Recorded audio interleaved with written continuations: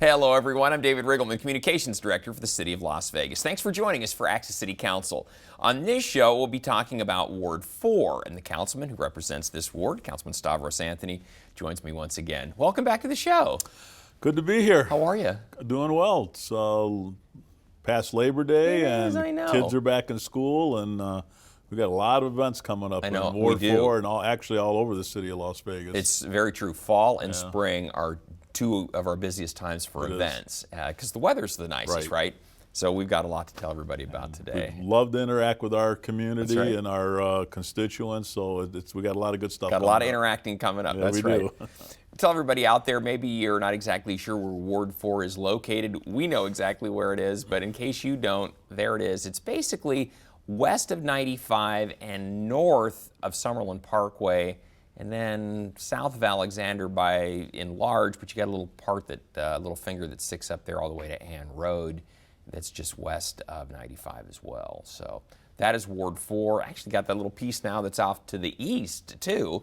And the idea when we redrew the lines, it's not to just drive people crazy, it's to try to make it about the same number of people in each ward. It is, and it's really, it's just a lot of neighborhoods and communities and where people live. So, and then when we redistrict, that'll probably change a little bit. I'll end up probably moving a little bit north, and everybody else will move a little bit west. So, but doesn't matter. We take care of the people in our wards. That's right. Absolutely. That's the way it works. And that happens because the biggest growth is in Ward 6, and so that tends to shift the population, the boundaries of the rest of the city. Yeah, we need to have about 100,000 people in each of our ward, wards. right, So it works out fine. Yeah, all right.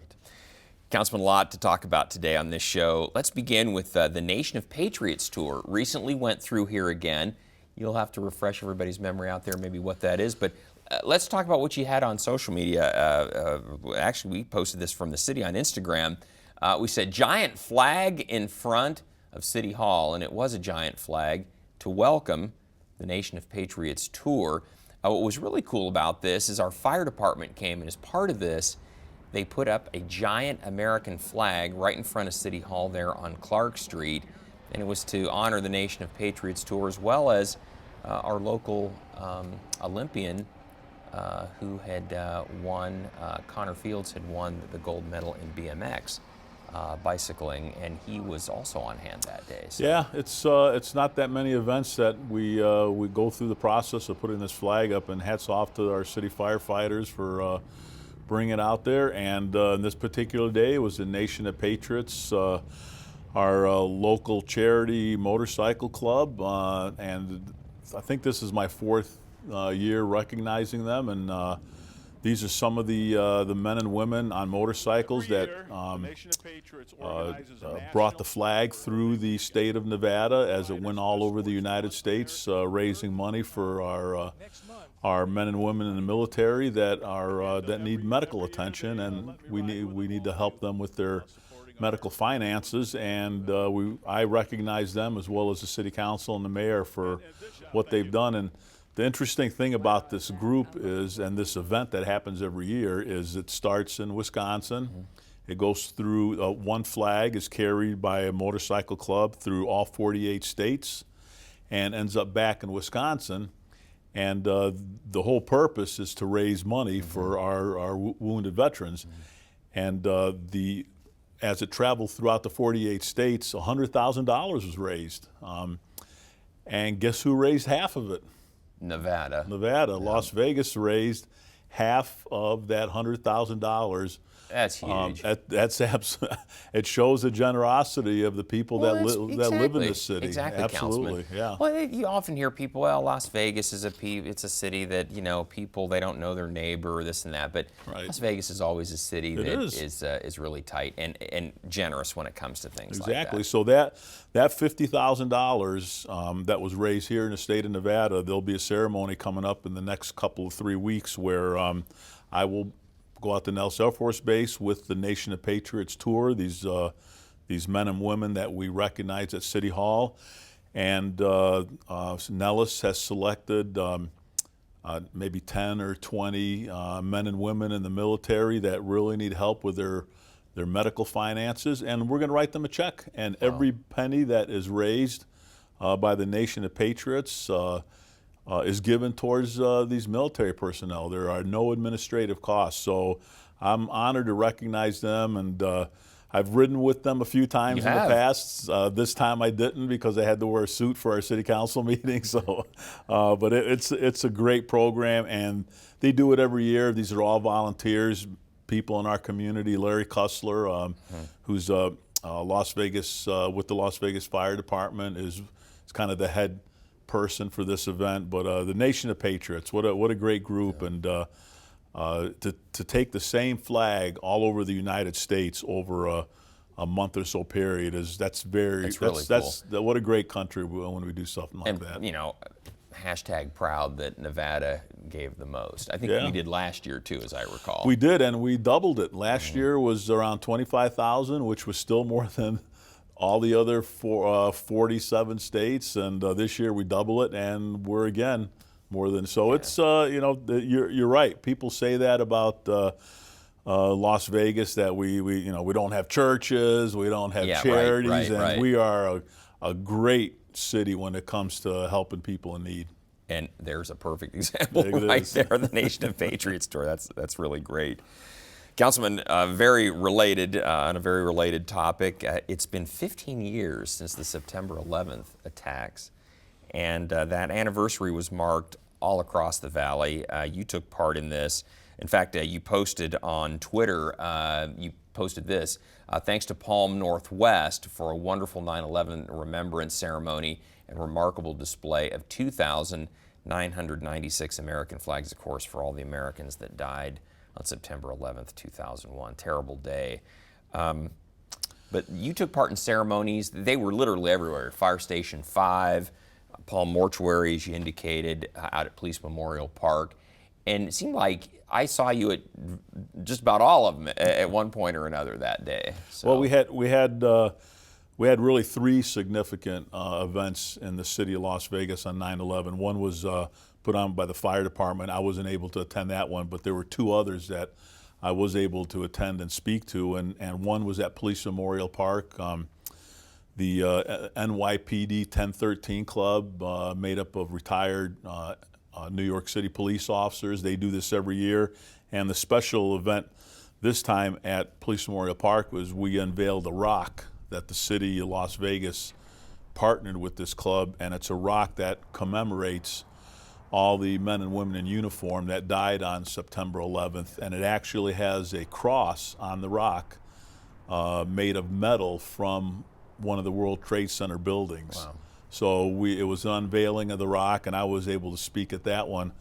And then from there, I went to the Palm Northwest, and this was pretty spectacular because I got off the freeway and I'm heading north on Jones, and I get to the Palm, and all of a sudden you see these hundreds and hundreds of American flags, and it just kind of hit you in the face. And hats off to Palm Mortuary, Palm Northwest, for putting up this display of 2,996 flags, like you said, to commemorate the men and women that died on that tragic day, and to see that many American flags, and for them to go through the time to actually place those in there was absolutely awesome. Yeah, and I was able to speak there. It was a great attendance at both events, and it still shows that we haven't forgotten. No. You know, 15 years later, this country still remembers that tragic day where we were attacked, and they had a picture of the USA Today there. It said it was an act of war, and it was an act of war, and we responded,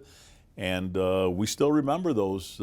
Not only the police officers, the firefighters, the people that died in the World Trade Center, our military men and women that went to the battlefield to defend this country. So we still have to do that, and you know, thanks to the NYPD Club and Palm and our fire department and everyone who gets together and says we're not going to forget that day. No.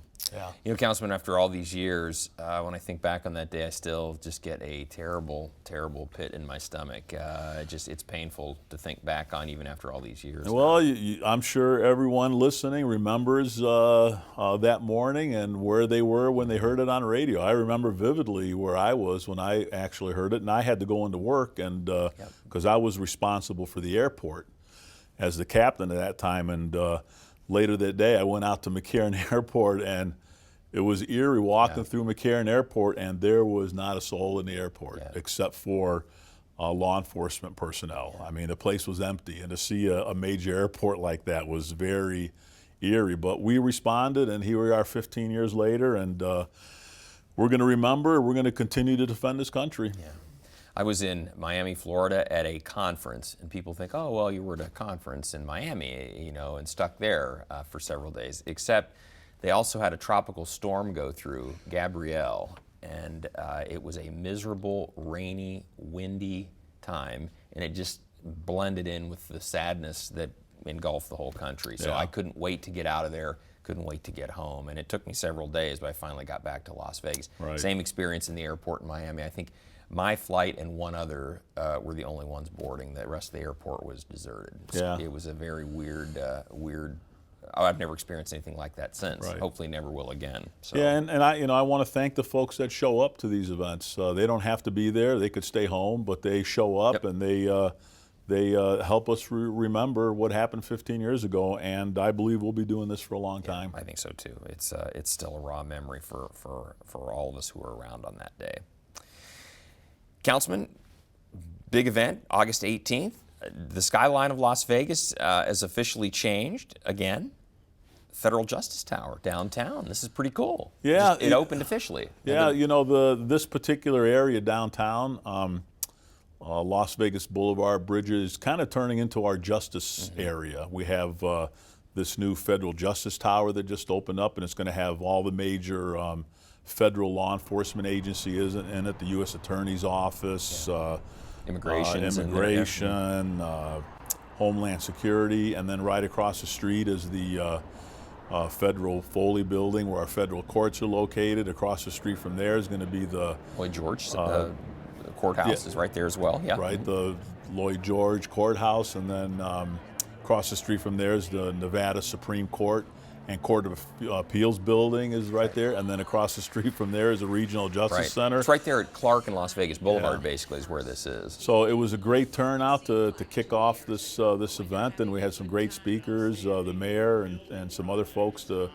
open up this building. But we're creating this justice area where people have something to do with the federal, state, or even local law enforcement or the courts.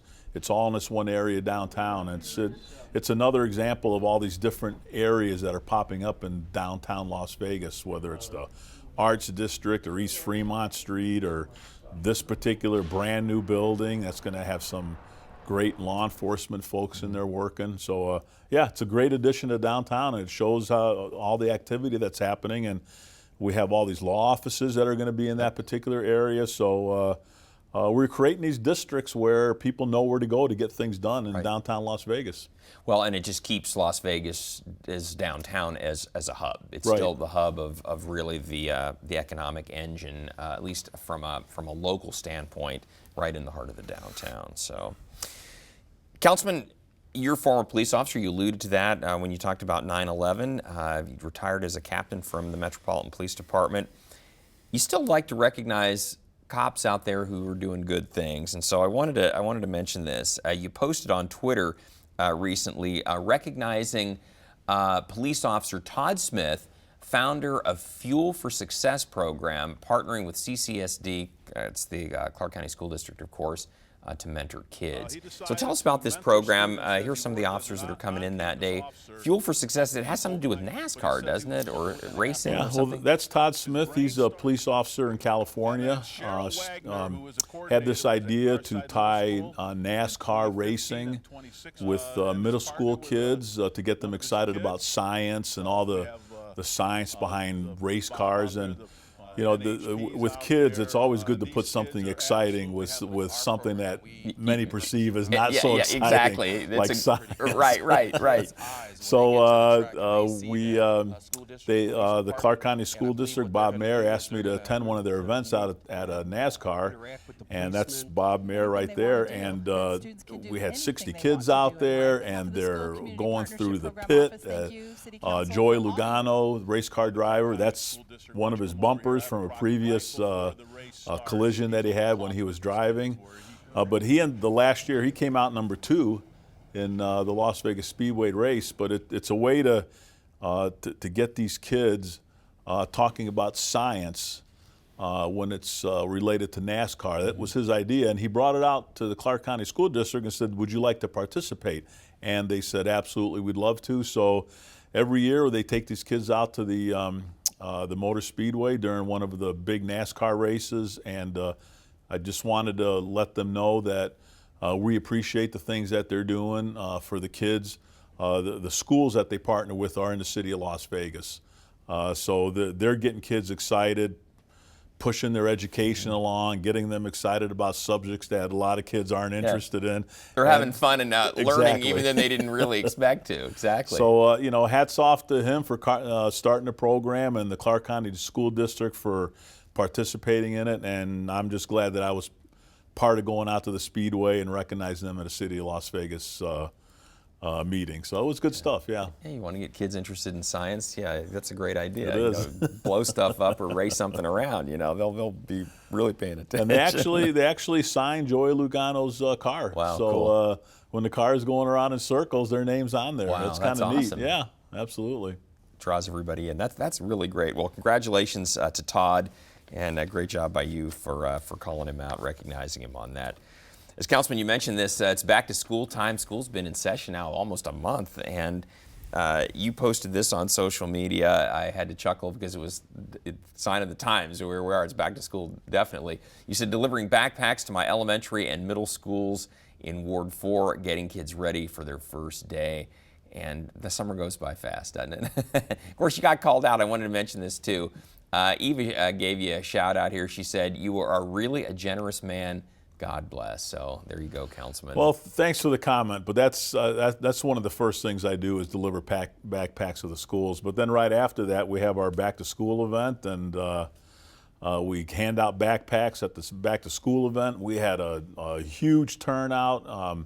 We're handing out supplies. We ended up showing a movie, Zootopia. We had a lot of vendors out there that were important for kids to get back to school. But that's one thing that's kind of big for me is I don't want a kid going to school without a backpack. That's a big deal today, is having a nice backpack to put all your stuff in. So between delivering the schools backpacks to schools and then having this back to school fair, I think we're doing a pretty good job of preparing our kids. And they're back to school, and I'm sure a lot of parents are glad their kids are back to school too. How many schools do you have in your ward? I used to know this, but between elementary and middle schools, and about 13. 13 altogether. Yeah, 13, and then Simran Memorial High School's the one. But I don't take any backpacks to the high school kids. Just the little kids. Yeah, absolutely. Yeah, the older kids, they figure out where to find a backpack anyway. And it gives me, when I do that, it gives me a chance to talk to the front office staff and the principal and some of the teachers and see how things are going and anything else the city of Las Vegas can help get them ready for school. But you're right, it's been a month now, and so far everything's going great. Yeah, so far so good. We'll just keep that way, knock on wood. Councilman, you had some great movies in the park. You mentioned Zootopia. You also had some events out at Desert Shores. There was one on August 18th. I forget what you showed that night, but that was a big event too, right? Yeah, we ended up, the first time we did this in Desert Shores, we had three movies in the Desert Shores Lagoon. We had Star Wars was the first one, and I can't remember the second one. The third one was The Good Dinosaur, but I mean, we had great success and great turnout. Especially for the first movie. This was the latest one that just came out. Yeah. But I mean, what a great place to show a movie. It's in the lagoon area. You can go swimming if you want. We set up the chairs, as you could see. We had popcorn, and you're sitting outside with your kids. And the middle one was a little hot, but the first one and the third one was a great night. So it was a great way to get people in Desert Shores to come out, connect with each other, kind of create a sense of community and show a movie and have a great time at the same time. Even though Las Vegans just apparently don't ever want to do that kind of stuff, right? We don't. And these were all free too, Councilman, right? Yes, everyone is free, and we like I said, we do it for the fun, but really the big part is getting, I get to meet people that live in Desert Shores. They can tell me about some of the issues they're having. Yeah. The board members are out there, and people are just talking with each other and finding out what are the issues that we can work together on. So that's really the most important thing. Well, as we mentioned, Councilman, this time of year, very busy. A lot of events coming Yes. up. So let's just go down the list. Something near and dear to you, the Greek Food Festival. This is September 16 through 18. Always in the same place. It's at St. John the Baptist Greek Orthodox Church. Yes, I will be there from 3 to 11 and from noon to 11 and from noon to 10 all 3 days. I will be working very hard to make sure we have a great food festival, but I'd love to have all of you come out. It's a great way to be Greek for a couple hours. You don't have to come out all 3 days unless you want to, but we'll have Greek food and beverages and pastries, and we'll have a Greek band out there, so if you want to take a shot dancing, right? Yeah. It's not really that hard. You just kind of follow everybody else around in a circle. It's not really that big a deal, but the music is just playing. We have organized tours of the church. It's a really beautiful Byzantine church, but it's our way to for the Greek community to kind of express who we are and our culture and our food, and people have a great time out there, so come on Councilman, out. for people that don't know, just give them some quick family history of where your family's from, the island of Cyprus, right, and your parents immigrated here. And Sure. My parents, both of them, are from the Greek island of Cyprus. They're Greek Cypriots. My dad came over here when he was around 30, and my mom when she was 20. My dad was a sheep herder. They didn't have any education. My mom was a farm girl, and they only had really a couple of years of education. But it's a great immigrant story. They immigrated over here. They met. They got married, and they became citizens. And when I started kindergarten, I did not speak a lick of English. We just spoke Greek because they were just new to this country. And I learned to speak English pretty quickly, and they raised a great family. It's myself and my two sisters. We go back every couple of years. My wife and I and my kids were just back there a few weeks ago, and it's a beautiful island. But the interesting thing about my parents is they were very proud of their Greek Cypriot heritage, but they were Americans. Yep. They came here to be Americans, and they loved this country, and they became citizens. But they always wanted to make sure that we went to Greek school and the Greek church and kind of kept that culture. So we've done that with our family, and if you want to be Greek for a day, come out to the Greek Food Festival because we're going to take care of you. And I want to point out, too, that Councilman also has a PhD. So from no education from your parents, you've brought the American dream a long way. So thank you. And if I see you out there, I'll have a drink of ouzo with you, but sounds good. Only one. Yeah, that's right. Too many ouzos, and things right. get a little dicey. Exactly right. Councilman, some other events coming up. Also September 16th, the YMCA, this is the Family Zumba and Mixed Fit Dance. And mixed is not spelled incorrectly there. That is exactly the way it's spelled for this event. It's kind of maybe the X factor thing here going, I'm not quite sure, but the idea is to come on out.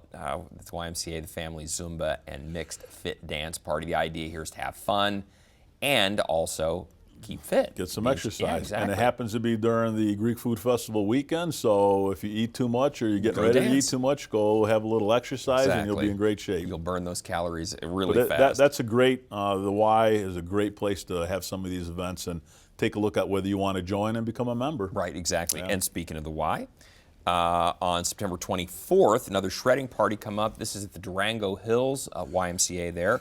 That is going to start on that Saturday, the 24th, at 10 o'clock and run till noon. Bring your documents out. Make sure you're not a victim of identity theft, and we will make sure that they are shredded safely for you. And again, free of charge. It won't cost you anything. We'll have people there to empty out your boxes and send you on your way. And you started that here. You were with Metro and oversaw the department, the division that had to deal with identity theft. You saw firsthand what that did to people. So you started these traditions now of these shredding parties, and now every ward does them, and we get thousands of people turn out at these things. Yeah, I'm glad to have started the trend because I remember being a captain of the Financial Crimes Bureau, and somebody's identity is stolen through these documents, and they're terrorized. I mean, things are a mess, and the only reason is because they didn't shred their documents. They just kept them out in the open. Somebody stole them. So I'm glad to have started it, but I'm glad it's spread all over the country. Yes, it has. Yes, it has. And Councilman, we're going to keep the whole trend of the Y going here. Trunk or Treat, October 21st. Want to let everybody know about that.